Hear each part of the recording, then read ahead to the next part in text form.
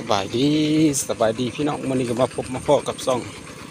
ตามติดชีวิตวาวไซหรือว่าไซเยเวตเกตดาวงเนาะทางเฟซบุ๊กแล้วก็ยูทูบพี่น้อง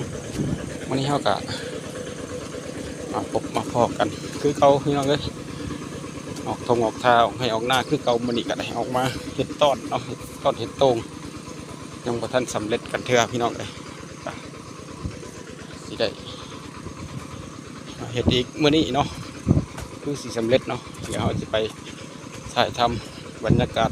ว่าเอาเห็ดไม่ได้เห็ดแบบไหนเนาะให้พี่ให้น้องเขาได้เบิ่งได้ส้มน้ำกันเดี๋ยวไปติดตามเบิ่งติดตามส้มน้ำกันเด้อพี่น้องเนาะตอนนี้เรากำลังเดินทางไปเนาะก็ได้เดินทางยังบ่ทันฮอดเถื่อพี่น้องเลยเพราะว่าหน้านี่กับทางก็ลำบากแน่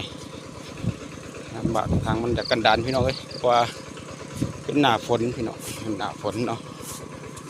เอากันคอยไปขับรถอีกตอกไปเนาะเพราะว่า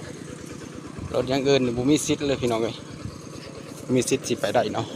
อยากอีกตอกเนาะตอกนี่ได้สบายเนาะกระบะกูใจตามเลยพี่น้องเลยตอนนี้เราก็เดินทางอยู่เนาะยังบ่ทันฮอดสถานที่เฮ็ดเวียกเฮ็ดงานจะเข้าไปเบิ่งไปชม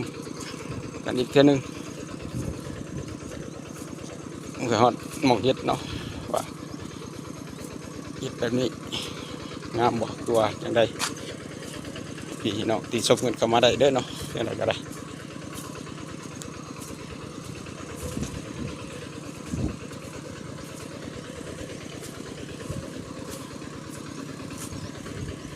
โอเคเดี๋ยวเราไปเบิ่งไปชมนำกันบัดฮอดเนาะบัดฮอดเราก็สิถ่ายทำให้เบิ่งอีกเท่านึงตอนนี้เราก็มาใกล้สิฮอดแล้วพี่น้องเราก็ฮอดแถวไรอ้อยเนาะไรอ้อยไรมันเพิ่นเป็นไรอ้อยแล้วก็นาบรรยากาศวันนี้ก็สายลมคือเก่าพี่น้องลมพัดช่วยๆแล้วก็คืมฟ้าคืมฝนคือเก่าว่าเขามาลุ้นกันว่าเขาเห็นแล้วแหละฝนสิตกบ่หรือจังไรเนาะ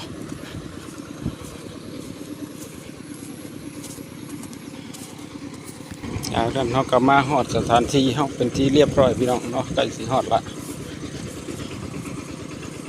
ก็ฮอดสายห้องบ่งเขาเห็ดตรงเนาะเห็ดตรงหรือว่าเห็ดตรงรักษาเนาะ